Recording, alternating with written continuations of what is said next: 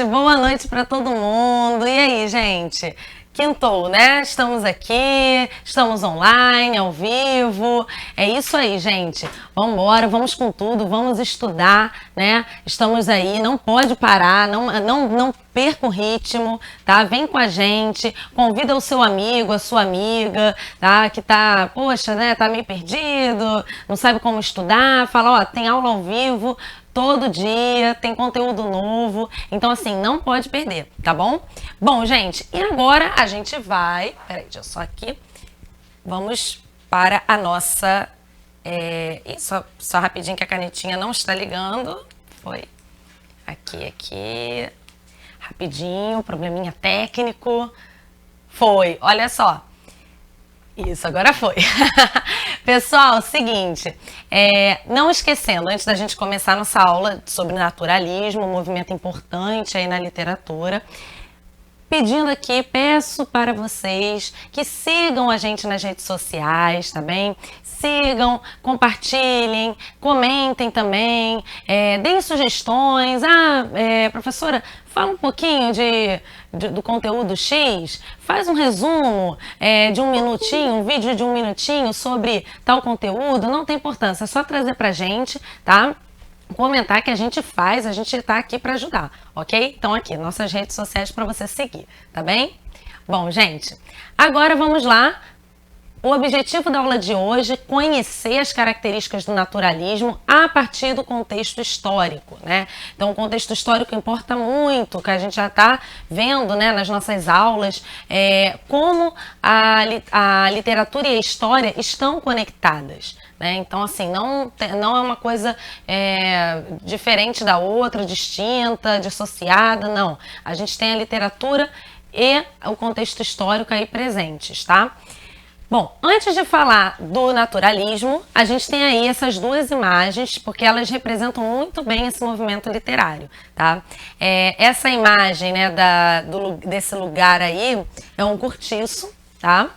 A gente vai falar um pouquinho dele hoje, a gente vai ver o que é um cortiço, tá? E a obra, O Cortiço, de Aloysio Azevedo, que é o marco do naturalismo. Você fala de naturalismo, você fala do cortiço, né? Assim, é algo mesmo que não dá pra gente tirar, não dá pra gente deixar de falar, ok? Mas vamos entender o contexto histórico, né?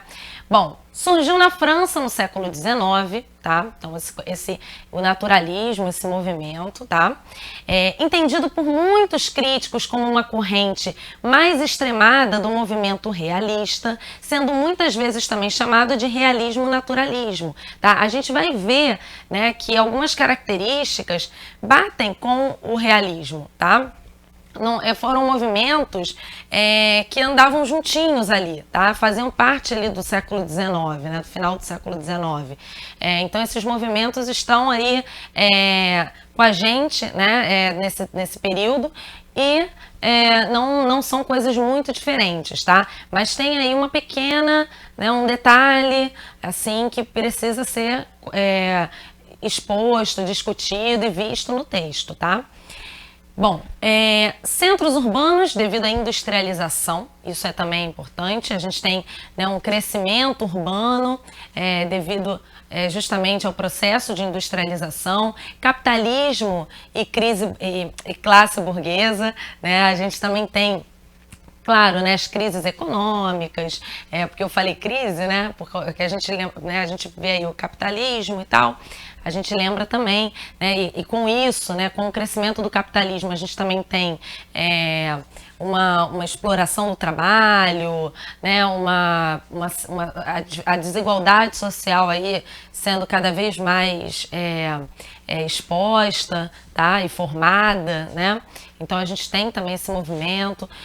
Segunda Revolução Industrial, petróleo, aço e eletricidade, né? Então fizeram parte, aí a gente tem esse contexto da Segunda Revolução Industrial, tá? Cientificismo, então vejam que tem um avanço aí da indústria, tem um avanço da ciência, tá? Então o cientificismo, né, esse crescimento também da ciência veio forte no final do século XIX, tá? Positivismo, a ideia de que a ciência é importante, de que a ciência é a base de tudo, tá? Então isso veio com essa corrente positivista, com esse pensamento positivista. E o determinismo. O determinismo, ele partia da ideia de que o meio influenciava o ser, tá? E isso é muito importante. Mas por que você está falando disso, Bia, se a gente vai falar de literatura? Porque a ciência aí tem muito a ver com o naturalismo, tá? A gente já viu isso lá no realismo, né? Mas esse movimento, como falou, é um movimento mais extremado, né? Um movimento que leva muito a sério essa ideia do determinismo, do positivismo, vem forte aí nesse movimento literário, tá? E os autores principais, a gente tem aí o Aloysio Azevedo e o Émile Zola, tá? A gente vai estudar hoje, a gente vai focar só no Aloysio Azevedo, tá? Porque ele foi o grande, né? Ele é o escritor brasileiro e foi de grande importância pra gente. Então a gente vai focar nele na aula de hoje, tá? Bom, características, né? Quais são as características desse movimento? Primeira, romance experimental, né? De experiência. Apoia-se na experimentação científica, tá? Então é um romance que tem muita descrição, por exemplo, tá? E é pautado nessa experimentação científica. É como se o escritor, gente, influenciado por essa onda, esse cientificismo forte, é como se o escritor quisesse analisar a sociedade como se fosse um cientista, analisando seres vivos, tá? E aí a gente tem a valorização do instinto, atitudes animalescas. Vamos ver como isso se dá nesse romance. Né? Como é que acontecem essas atitudes animalescas? Como assim? Né? Será que as pessoas eram...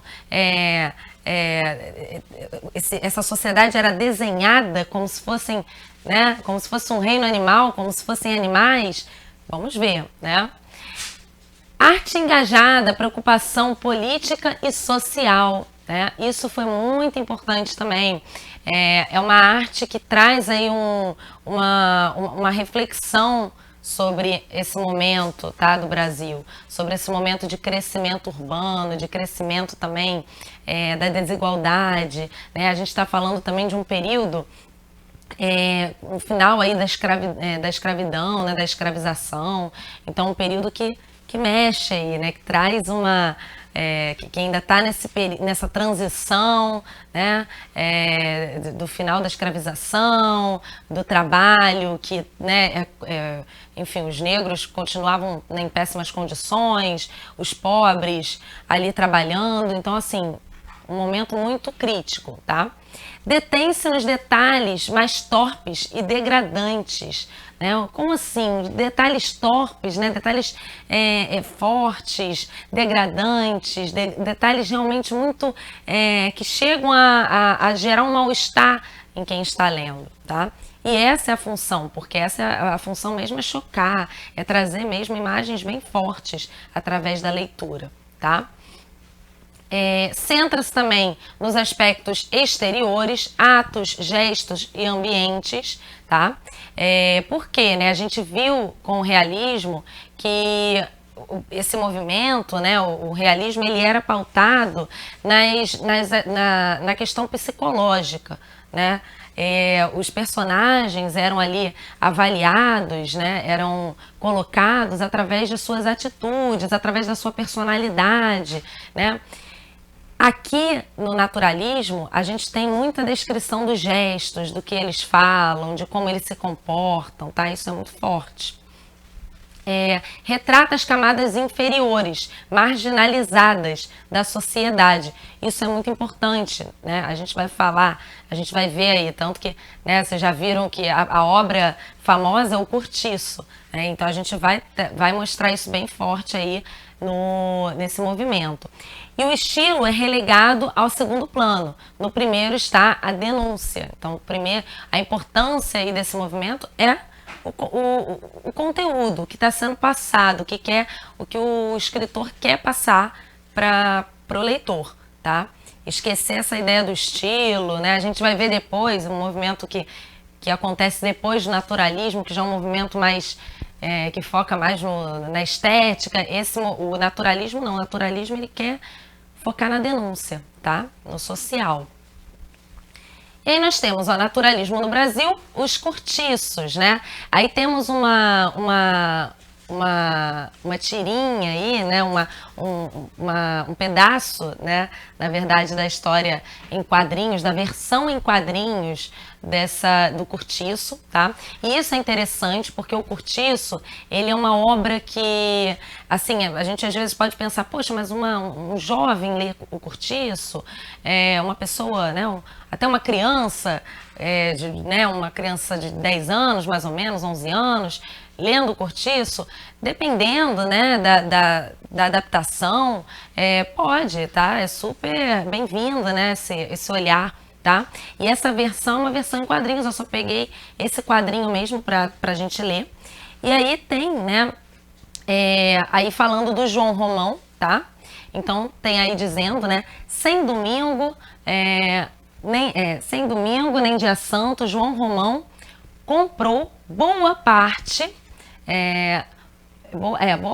aí da pedreira, né? E pôs lá homens a quebrar pedra e 6 a fazer, deixa eu ver aqui, 6 a fazer paralelepípedos, né? E aí organizou, esse quadrinho, ele fala justamente desse personagem, o João Romão, que foi um homem que explorou as pessoas, os trabalhadores, né? Para os quais ali ele estavam prestando serviços para ele, né? E o João Romão, ele explorava esses trabalhadores porque o objetivo dele era enriquecer e construir o cortiço, tá? E ele, com a ajuda da amante, tá? Que a gente vai ver também daqui a pouco, a gente vai falar um pouco também sobre as mulheres nessa obra, com a Bertoleza, né? Com a ajuda dela, ele conseguiu construir o cortiço, tá?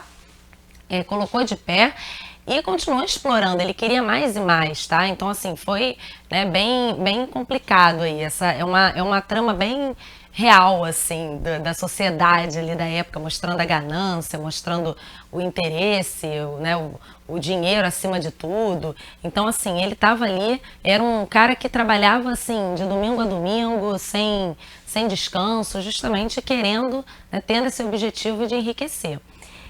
Bom, aí nós temos 2 imagens, tá? E por quê, né? Porque a gente falou agora que o João Romão quis construir o cortiço, mas por que essa obra fala desse lugar, né? O que é o cortiço pra gente? No século XIX, os cortiços eram galpões de madeira habitados por trabalhadores não qualificados, tá? Esses galpões eram subdivididos internamente.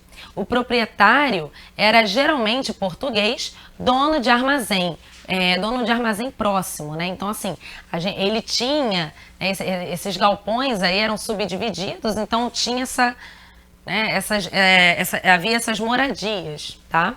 Mas havia outros interessados, né? O Conde Deu, marido da princesa Isabel, foi dono de um imenso cortiço, o Cabeça de Porco, onde viviam mais de 4.000 pessoas, tá? O Cabeça de Porco era localizado no Rio de Janeiro, aqui no Rio de Janeiro, no centro. Enfim, serviu aí de moradia para 4.000 pessoas. Imagine 4.000 pessoas morando num lugar, um lugar em que você não tinha tantas condições de higiene, né, em tudo, né? Naquela época não havia isso. Então você tinha aí um certo problema social, tá? E aí tem essa imagem, né? A revista Ilustrada trazia essa cabeça de porco justamente para falar do cortiço, tá? Uma imagem aí também do cortiço, do que era também o cortiço naquela época, só para a gente ter uma ideia, né, do que a gente está ali falando. E aí, antes da gente chegar de fato, né, na obra, a gente lê trechos, a gente vai falar do Aloysio Azevedo, né? Quem é o Aloysio Azevedo, né? Falar brevemente também, né? Bom, escritor, dramaturgo, pintor, caricaturista e no final da sua carreira diplomata, foi o autor que inaugurou a estética naturalista no Brasil. Sua obra, O Mulato, é tida como o primeiro expoente dessa corrente literária, que alcançou seu auge com o célebre O Cortiço. Então, assim, é o famoso mesmo, né? Justamente esse romance. O Mulato também, mas O Cortiço tem o seu destaque, tá? Bom, temos um fragmento aí do romance do Cortiço, e aí a gente vê aí, ó. Daí a pouco, em volta das bicas, era um zum-zum-zum crescente. Uma aglomeração tumultuosa de machos e fêmeas. Uns após outros lavavam a cara incomodamente debaixo do fio de água que escorria de altura de uns 5 palmos. O chão inundava-se. As mulheres precisavam já prender as saias entre as coxas para não molhar. As portas das latrinas não descansavam. Era um abrir e fechar de cada instante, um entrar e sair sem tréguas. As crianças não se davam ao trabalho de lá ir. Despachavam-se ali mesmo, no capinzal dos fundos, por detrás da estalagem ou no recanto das hortas. Então, assim, era uma, né? Vejam como é que é descrito aí essa cena, né? O autor, ele quis dar a ver aí pra gente a cena do cortiço. Professor, ele usou a expressão machos e fêmeas, né? Lembra que eu falei, né, dessa questão do escritor querer falar da sociedade como se fosse um reino animal, como se fossem animais, né? Era exatamente isso, tá? Para falar da sociedade, para descrever o ambiente, ele usava justamente, né, essa descrição animalesca, tá? Que a gente vai ver também daqui a pouquinho, a zoomorfização. Tá? Isso aí é uma zoomorfização. O zoo, né, que é animal, então a morfização, né, o morfo, né, a forma. Então você dá a forma de animal, né, você trazer aquilo como se fosse mesmo, dar a ver uma característica animalesca. Tá? Então ele fala, né, um zum zum zum, a água, né, vejam que eles estavam ali debaixo de um fio de água que escorria, né, na altura de uns 5 palmos. Então, assim, tudo muito precário, tá? Um cenário precário. Então a gente tem aí a imagem do cortiço, né, da obra. Bom, e como é que é a estrutura dessa obra, né? Como é que é a estrutura? Narrador em terceira pessoa, né? Então, um narrador objetivo e onisciente, tá? O que é onisciente, né? Lá atrás a gente já falou em outras aulas, mas o narrador onisciente, ele é aquele que sabe, né? Que conhece o pensamento dos personagens, que conhece o sentimento dos personagens, sabe por que tal personagem tomou aquela atitude, tá? Então, isso é um narrador onisciente. Bom, a visão do narrador é fatalista, pois as camadas populares são vistas como animais condenados ao meio social que habitam, homens fadados a viverem como animais selvagens, né? Então isso tem muita influência, esse pensamento, né, do determinismo, tá? Dessa ideia, né, dessa filosofia de que o meio determina a atitude do homem, né? Então a gente tem essa ideia aí de que, né, de que esse meio aí é responsável, tá? E que o homem é levado a tomar certas atitudes por causa das condições em que ele vive, tá? Então isso é bem interessante. O cenário é descrito como ambiente e os caracteres em toda a sua sujeira, podridão e promiscuidade, com uma intenção crítica, mostrar a miséria do proletariado urbano, sem esconder a náusea que o narrador sente diante da realidade que revela, mas posicionando-se de maneira solidária junto ao povo do cortiço. Tá? Então veja que esse movimento literário, ele quer mostrar pra gente justamente a sociedade, né? Nua e crua, verdade nua e crua, né?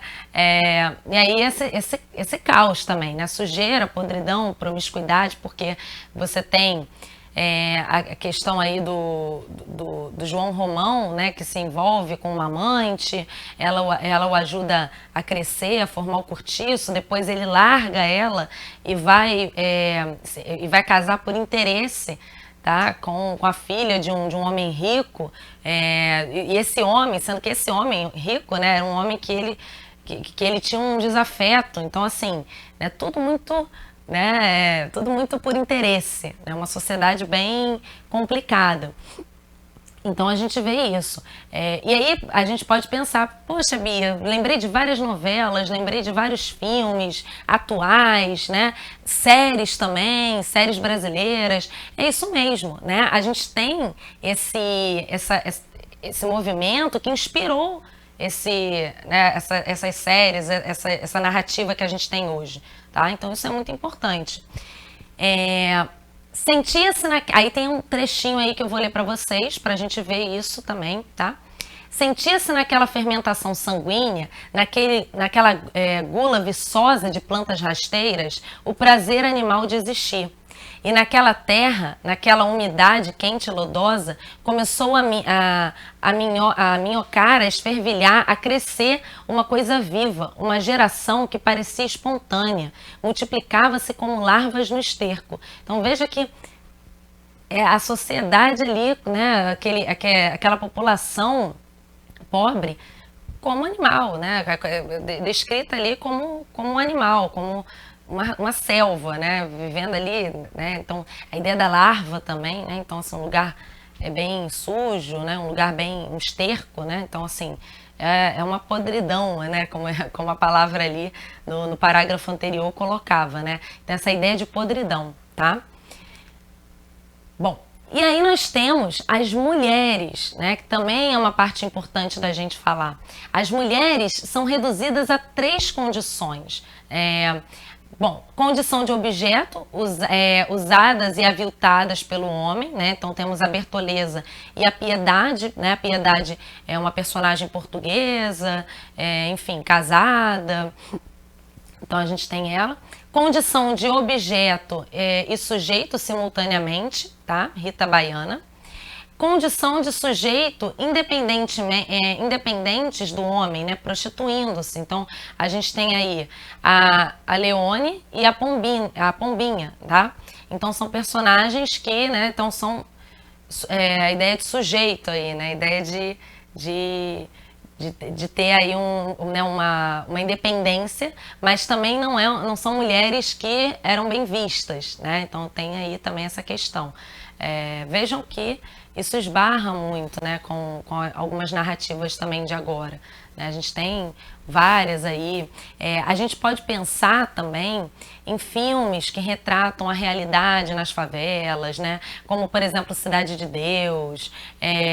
Por que eu estou falando? Porque é um exemplo, né, de obra que retrata a realidade.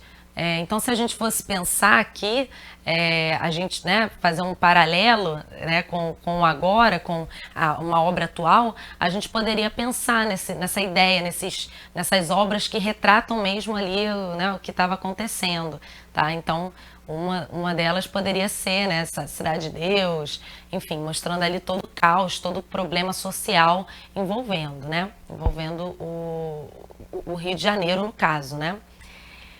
Bom, e a crítica da obra? Qual é a crítica que essa obra faz, né? Eu falei para vocês, a preocupação social, e isso ficou bem forte aí pra gente, né? Quando a gente vê as descrições. Bom, num plano geral, é inegável o caráter moralizante da obra, que denuncia um rebaixamento a que são submetidos os moradores do cortiço. Tal situação só poderia frutificar por haver um governo permissivo, desinteressado pelo povo, que possibilita a indivíduos como João Romão explorar inescrupulosamente a força de trabalho das lavadeiras e dos operários, obrigados a se desdobrar para fazer frente às taxas de aluguel das casinhas e aos exorbitantes preços dos alimentos na venda. Olha aí que obra atual, né? A alta dos preços dos alimentos, né? Vejam como essa obra é um prato cheio para redação, é um prato cheio para repertório. né? Porque ela trata justamente, né, se a gente for aí olhar, por que aquelas pessoas viviam naquelas condições, né, em péssimas condições, como animais, né, animais que a gente fala, né, nesse sentido assim, negativo, tá? Porque havia justamente um governo desinteressado em cuidar do povo, né, em zelar pelos direitos do povo, tá?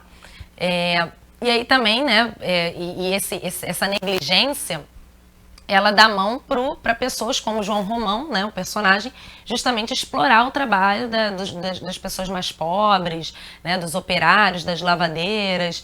Então, assim, né, taxar o aluguel, né, ter aí essa alta também dos preços. Então, quer dizer, a vida deles era difícil, né, eles não iam conseguir sair daquele meio, justamente por isso, né, porque não tinha como, né. Então, o final também é interessante, assim, bem forte, né? Porque a Bertoleza insiste, né?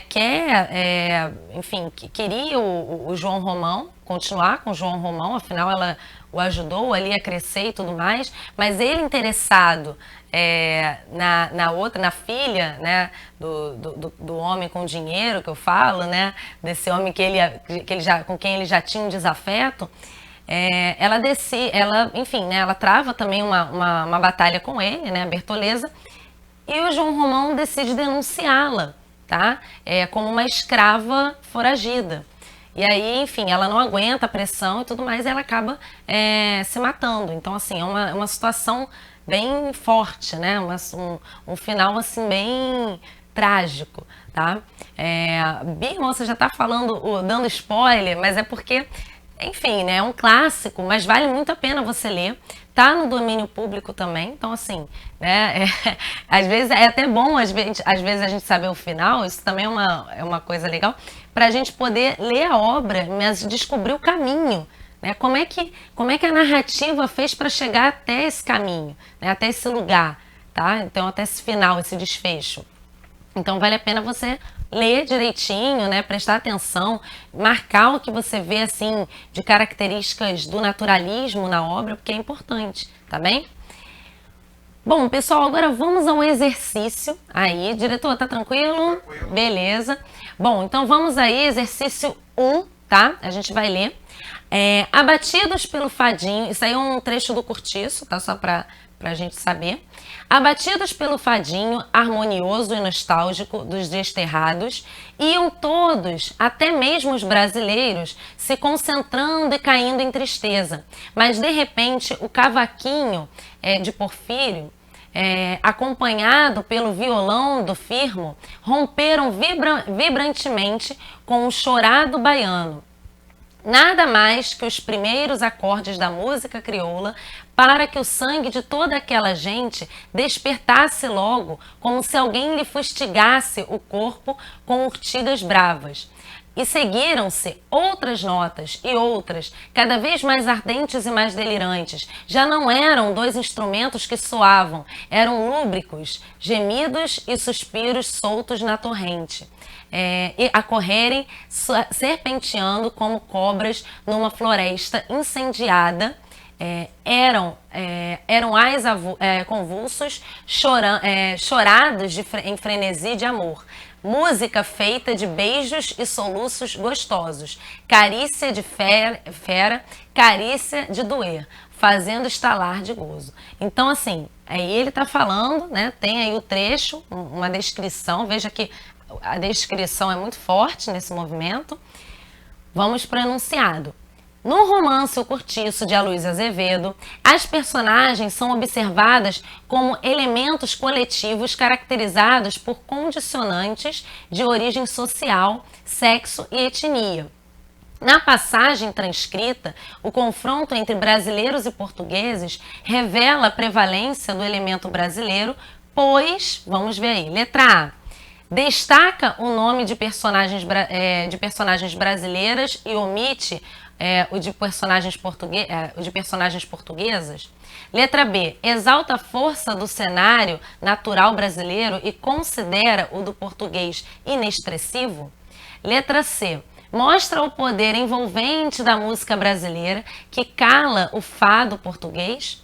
Letra D. Destaca o sentimentalismo brasileiro contrário à tristeza dos portugueses. Letra E. Atribui aos brasileiros uma habilidade maior com instrumentos musicais. Bom, aí é aquele momento que você pode, né, dar um pause, verificar, poxa, será? O que eu marcaria aqui, né? Bom, a resposta, né, a gente está vendo ali, a gente viu a ideia da música portuguesa como triste, né?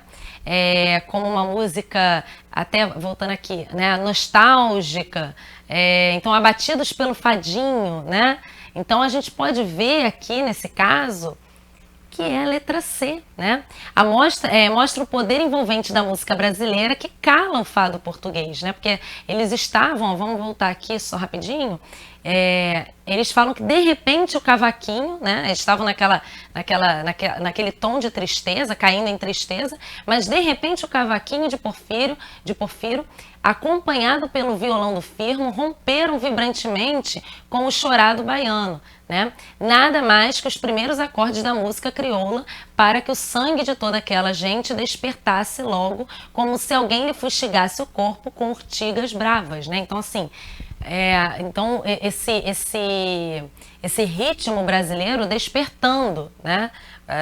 As pessoas ali daquela tristeza, daquele momento de tristeza. Então é a letra C mesmo, tá? Agora vamos para a questão 2, de Um Mulato, outro romance aí do Aloysio Azevedo. Temos o seguinte, né? Ana Rosa cresceu, aprendera de cor a gramática de Sotero dos Reis. Lera alguma coisa, sabia rudimentos de francês e tocava modinhas sentimentais ao violão e ao piano. Não era estúpida, tinha a intuição perfeita da virtude, um modo bonito e por vezes lamentara não ser mais instruída. Conhecia muitos trabalhos de agulha, bordava como poucas e dispunha de uma gargantazinha de contralto que fazia gosto de ouvir. Uma só palavra boiava a superfície dos seus pensamentos, mulato, e crescia, transformando-se em tenebrosa nuvem que escondia todo o seu passado, ideia parasita que estrangulava todas as outras ideias, mulato. Esta só palavra explicava-lhe agora todos os mesquinhos escrúpulos que a sociedade do Maranhão usara para com ele.